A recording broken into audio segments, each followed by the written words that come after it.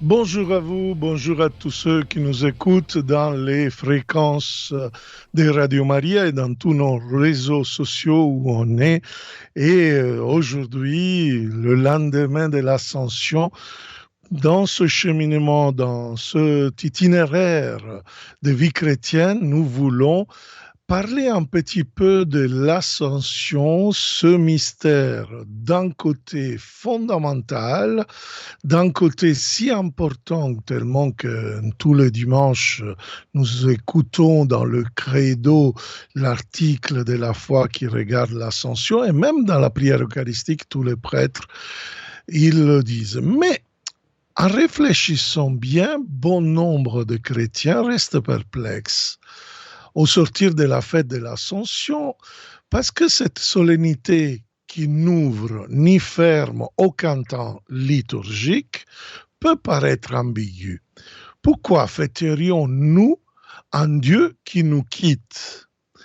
Toute la fête liturgique se construit sur ce jeu entre absence et présence du Christ. De fait, l'antienne d'ouverture de la messe, par exemple, de l'Ascension, il dit cela: Jésus a été enlevé du milieu de vous.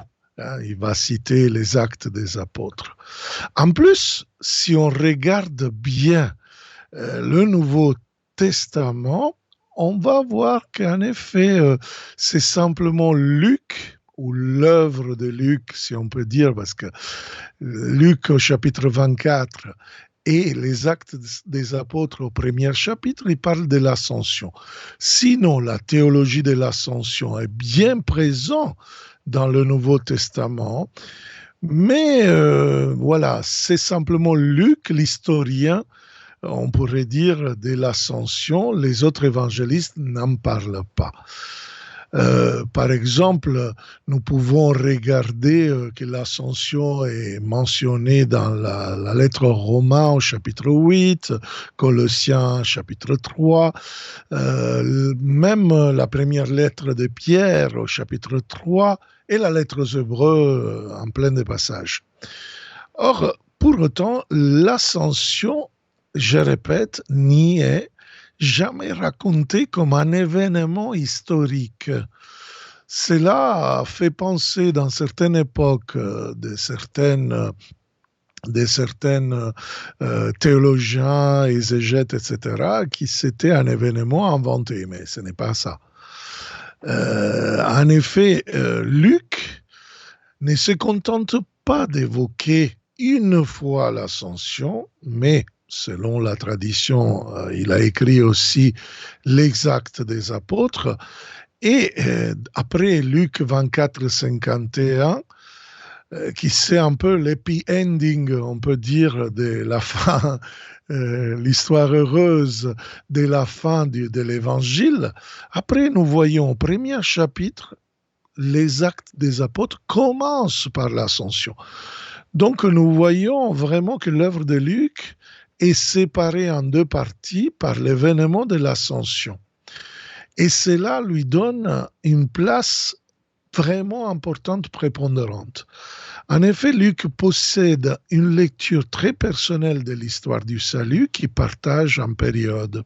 On voit par exemple Luc 16, que le temps est divisé entre la période d'Israël, l'expression de Luc est la loi et les prophètes, et celle du Christ, où il y a la bonne nouvelle du royaume de Dieu.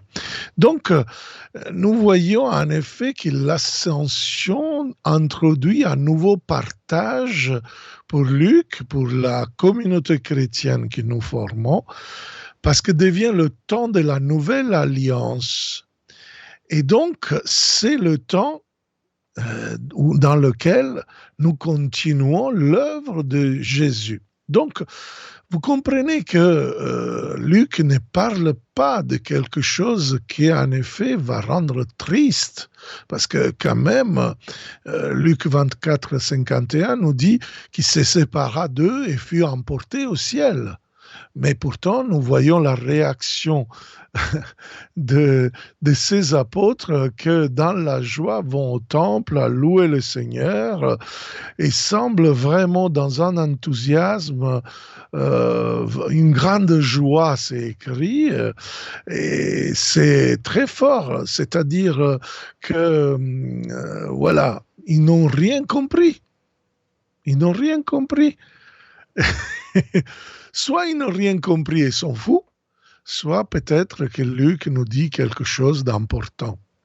Alors, c'est possible qu'ils n'ont rien compris et qu'ils sont un petit peu fous, dans le sens que l'œuvre de Luc va continuer dans les Actes des Apôtres, et c'est simplement après la Pentecôte qu'il semble sortir de cette folie. Ça, c'est la première interprétation.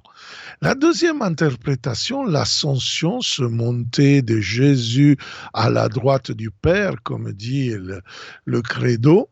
Donc, c'est vraiment un moment pour les disciples de dire que Jésus, en effet, va être présent dans leur vie, pas comme avant, mais dans une autre façon.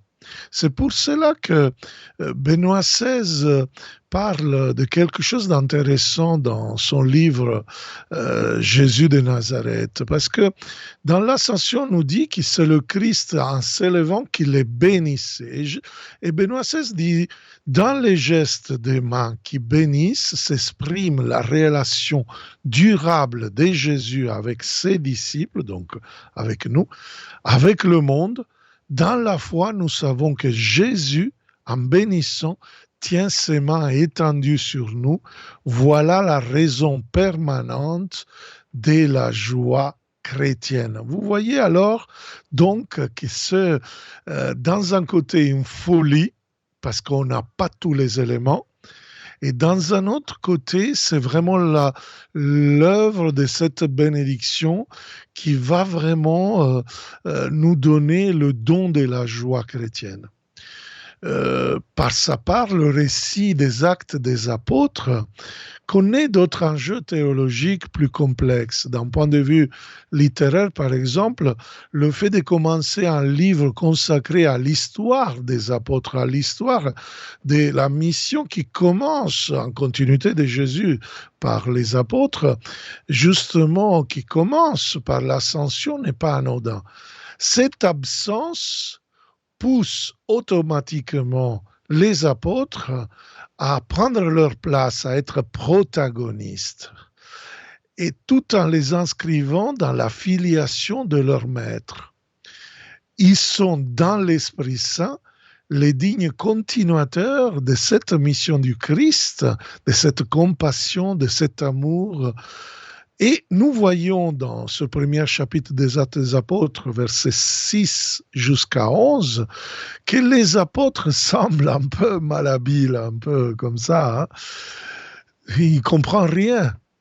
On le voit bien. Là, il y a quelque chose qui me fait dire, ouf, on est dans l'espoir, parce que parfois, même si on ne comprend pas grand-chose, mais le mystère de l'ascension va nous protéger pour dire on y va, on continue. C'est pour cela que l'ascension ne termine pas en période liturgique, mais le change de qualité. Comme l'absence du Christ va allumer sa présence dans une qualité différente pour donner de la responsabilité aux disciples de se mettre en œuvre, et donc dans les actes des apôtres. Voilà, même à un certain moment, ils ont besoin que deux hommes, et là nous voyons le verset 7 et le verset 11, ces deux hommes, ils rappellent un peu la vision d'Ézéchiel, de la gloire de Dieu qui laisse le temple. et sont corrigés les apôtres par ces deux hommes. Donc, on voit en effet que dans un côté, Jésus s'éloigne comme la prophétie, donc du côté droit du temple, dans la vallée de Génézareth, comme la prophétie d'Ézéchiel, avec ces deux hommes qui rappellent un peu ces chérubins aux côtés de la gloire. Et dans un autre côté, nous voyons que Jésus donne ses dernières volontés, on pourrait dire. Et il parle en effet de quelque chose qui est un appel à la parousie, c'est-à-dire pas au retour en gloire. C'est très important d'un point de vue théologique, parce que si on dit que Jésus s'en va et il revient à la fin des temps, quand il va juger les vivants et les morts, en effet, nous sommes sans Jésus. Mais moi, je préfère un langage différent, qui est théologique. Jésus, il monte à la droite du Père pour laisser une présence. C'est Jean, dans l'Évangile, qui écrira dans la bouche de Jésus cette parole « Je suis avec vous jusqu'à la fin ». Donc, il y a une présence qui monte en qualité d'un point de vue de l'ascension, et l'ascension va proclamer alors l'appel à la parousie qui devient la venue de Jésus dans la gloire, c'est-à-dire où ça changera encore ce type de venue de Jésus. Donc, regardez, il y a plein d'écrits, et particulièrement la première lettre aux Thessaloniciens, la première épître aux Thessaloniciens, qui selon les meilleurs exégètes, il semblerait le premier écrit paulinien. Donc, Saint Paul accorde une grande importance à cette venue du Christ dans la gloire, à cette parousie, parousia en grec. Et à ce point-là, nous voyons que cette venue en gloire de Dieu n'est pas une occasion de crainte et de détresse, mais plutôt de joie et d'espérance. Voilà. Nous voyons cela dans ces deux récits de Luc et de l'Ascension, où on voit vraiment cette joie, cette attente, qui est consolée par le Paraclet, par le Saint-Esprit, et qui va dynamiser la mission de l'Église. Acte 1, 8, vous serez mes témoins. Et Luc 24, 51, vous serez mes témoins. Donc vous comprenez que le but de l'ascension, c'est que nous pouvons appeler les gens à attendre la venue en gloire de Jésus dans cet accueil de la bonne nouvelle. Et donc, nous sommes appelés à être des témoins de cette présence particulière dans le Christ, dans l'Église. Le texte des Actes des Apôtres témoigne d'une nouvelle génération de chrétiens que, tout en ne rejetant pas la possible imminence de la fin des temps, et Jésus dit que personne ne connaît la fin des temps. Ça, c'est important parce que souvent les sectes et certains articles, ils disent « Ah, mais attention, Jésus va revenir, ça c'est les signes, ça... » Bon, désolé, Jésus même ne savait pas quand c'est la fin. Et si quelqu'un qui est prophète connaît la fin des temps, ne le croyez pas parce qu'il n'est pas biblique, il n'est pas dans le magistère. Aucun peut savoir cela. Simplement le Père, disent les Actes des Apôtres, et c'est Jésus à le dire dans les Actes des Apôtres. Donc, il y a un futur d'espérance déjà dans la vie que nous vivons aujourd'hui, qui a une tension vers le futur, et aussi dans les temps eschatologiques, et j'utilise encore un mot grec pour dire les temps qui vont se manifester, les temps de la fin. Et donc l'œuvre de Luc nous donne en soi-même un témoignage de cette évolution des disciples qui, grâce à l'œuvre de l'ascension qui déclenche la Pentecôte, justement, nous pouvons rentrer dans une histoire de l'Église Et les disciples passent de la crainte à l'audace, de la fuite, on pourrait dire, devant le mystère pascal, au témoignage. Témoignage qui en grec a quelque chose d'intéressant. Martyria. C'est le même mot de martyr. Donc le témoignage, en effet, nous met en avant, nous met comme protagonistes, et souvent on sait bien que les premiers apôtres, ils seront presque tous, sauf Jean, martyrisés, donc comme Jésus, donc à la suite de leur maître.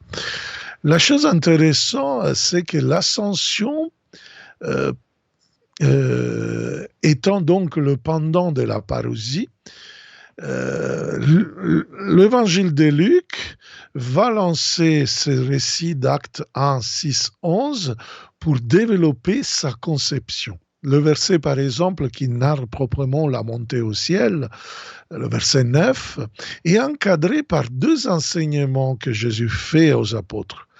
La première part du Christ et la deuxième par les deux hommes vêtus de blanc.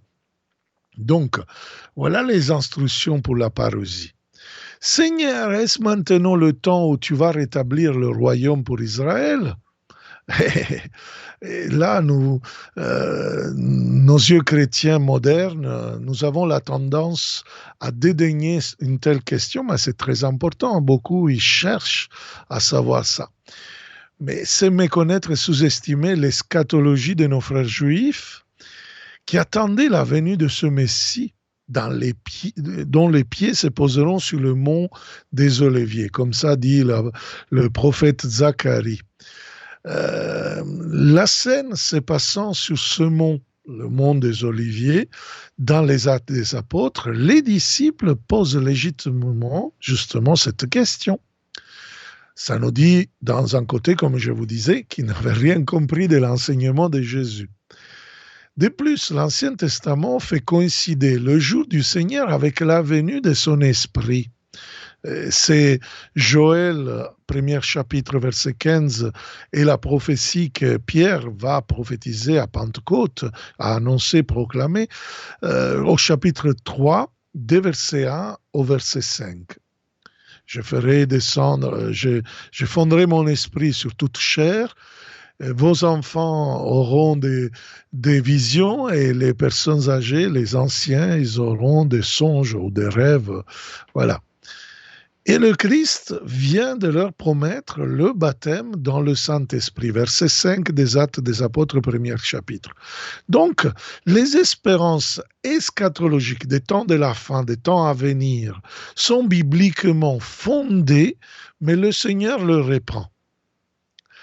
Vous n'avez pas à connaître le temps et le moment que le Père, donc lui ne le connaît pas, le Père a fixé de sa propre autorité. C'est le verset 7. Cette première partie correspond à ce que nous avons dit justement par rapport à la première épître des Thessaloniciens, particulièrement au chapitre 5, verset 1. Jésus ne se contente pas de faire une défense, il donne aux apôtres une promesse et surtout une mission, celle de devenir des témoins avec la grâce de la venue du Saint-Esprit. Donc, nous voyons que l'ascension surprend les disciples en soustrayant le maître de leur regard. On le voit au verset 9 des Actes des Apôtres. Et toute leur espérance reste focalisée sur le Christ qui n'aperçoit plus, qu'on l'aperçoit plus dans le ciel. Verset 10. L'intervention orale de ces deux hommes, comme je vous disais, est révélatrice donc du lien entre l'ascension et la parousie. Et ils vont dire au verset 11, « Jean de Galilée, pourquoi restez-vous là à regarder vers le ciel ?» Presque à dire avec les mains dans les mains. Ce Jésus qui vous a été enlevé pour le ciel viendra de la même manière que vous l'avez vu s'en aller vers le ciel. Donc, la même manière, reste ambigu, cette manière ne peut pas concerner les modalités de l'ascension, telles que la nuée, par exemple. Certes, les images de la parousie évoquent aussi la présence des nuées. On le voit bien, par exemple, dans l'annonce de Matthieu 24, 30, mais aussi la prophétie de Daniel 7, 13 et d'autres passages de la Bible. Je ne les cite pas.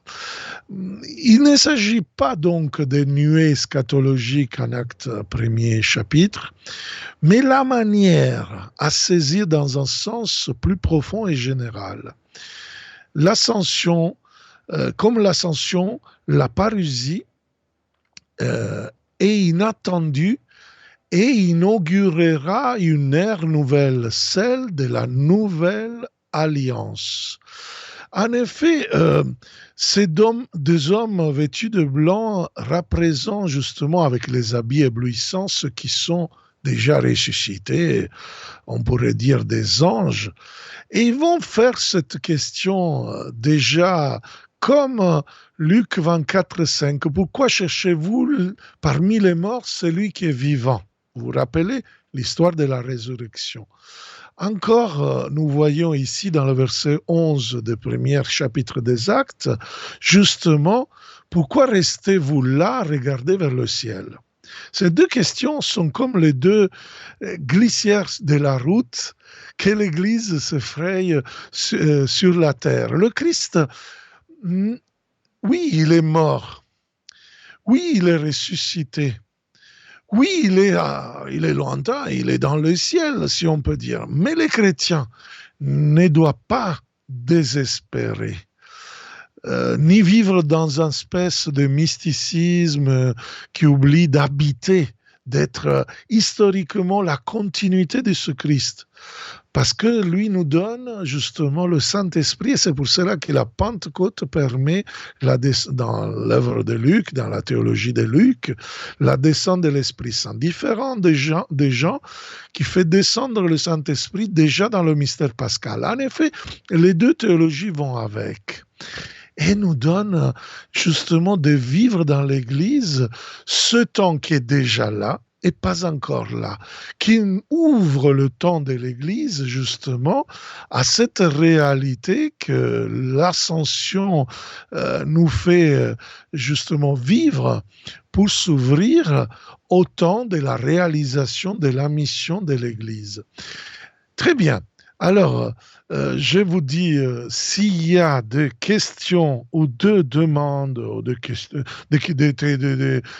témoignages, aujourd'hui on a un problème technique, vous pouvez m'envoyer un SMS ou un texto en WhatsApp au 07 49 19 05 05, je répète, 07 49 19 05 05, je répondrai.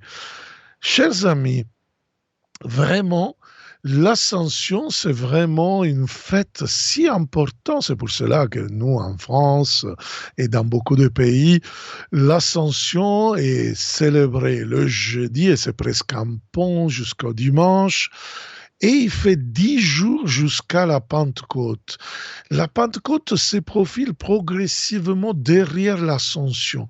Or, la Pentecôte est l'un des événements plus fondateurs de l'Église, car elle en dévoile la plupart des éléments, c'est-à-dire l'inhabitation de l'Esprit Saint, l'ouverture du monde sur le monde de l'Église et l'universalité de l'Église justement dans sa mission. La place du pape, la place de Pierre, nous le voyons au deuxième chapitre des Actes après la Pentecôte, l'entrée dans l'Église par le baptême, des milliers de personnes qui reçoivent la prédication de Pierre. Or, c'est pour cela que si pour l'Église, à travers cette œuvre de Luc, l'ascension porte à la Pentecôte, l'ascension est comme une nécessité pour que la Pentecôte devienne une fondation de l'Église. L'ascension est comme une nécessité pour que la Pentecôte devienne vraiment quelque chose de fondant pour chaque disciple, ensemble, comme famille, comme communauté missionnaire. Et donc, l'envoi de l'Esprit Saint par Jésus dans l'évangile de Jean, par exemple, au chapitre 20, dans le contexte johannique, versets 22-23, Jean 20, 22-23, ne prend pas la même portée ecclésiale de la Pentecôte vue selon Luc. Ce sont deux théologies qui restent dans l'Église.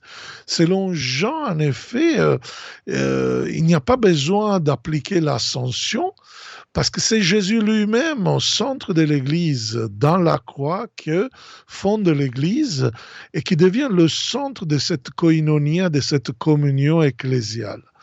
Luc, il va faire une espèce de hiérarchie dans la Trinité et même dans l'Église pour nous permettre que l'ascension, c'est le lieu où le Christ monte vers le ciel et donc va faire descendre le Saint-Esprit du Père justement à l'Église pour nous donner une hiérarchie, le Pierre, les apôtres, les diacres, etc. Et commencer justement l'œuvre de l'Église. Les deux choses, ils vont avec et nous donnent justement nous donne de rentrer dans la volonté de Dieu. Amen. Alors, quelqu'un m'envoie un texto en me disant merci Père pour cette belle émission.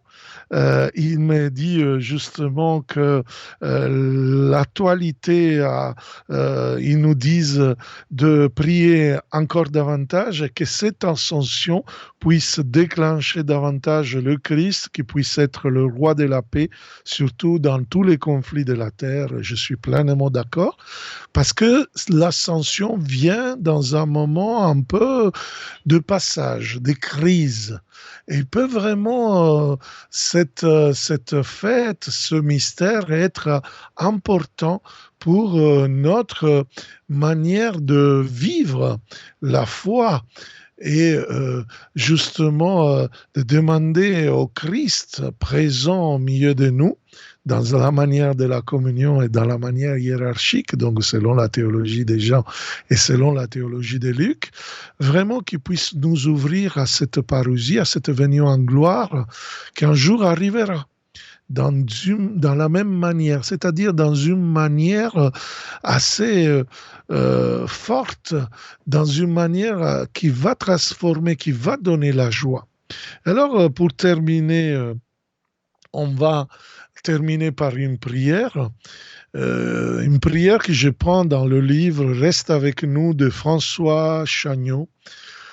Notre fête de ce jour, la fête de l'Ascension, monte vers toi, Dieu notre Père. Tous nos silences, nos chants, nos paroles sont tendus vers toi et participent à la louange de toute la création. Tu as rappelé à toi ton Fils Jésus-Christ, par qui nous fut donné ton salut. Il retourne aujourd'hui partager ta gloire dans ce mouvement qu'il entraîne avec lui pour que soit donné ton souffle de joie à notre humanité. Ainsi, nous pénétrons dans le mystère de ton Fils. Nos yeux ne peuvent plus voir, mais nous savons que son retour est déjà commencé. Sa disparition crée à nous le vide de l'amour, mais nous savons que par notre amour, nous lui redonnons son visage. Par cet amour, nous demeurons à lui et par lui, nous demeurons en toi. Il nous rassemble en ce jour et c'est par son esprit que notre communion acclame ta gloire. Amen. Je vous remercie pour l'écoute. Je vous donne rendez-vous à vendredi prochain pour une autre émission de Devenir chrétien sur les fréquences de Radio Maria France et de nos réseaux sociaux. Bon, je vous bénis, soyez bénis. Ciao. Chers amis auditeurs, auditrices de Radio Maria, c'était votre émission Devenir chrétien où nous avons parlé aujourd'hui de l'Ascension, appel de la parousie.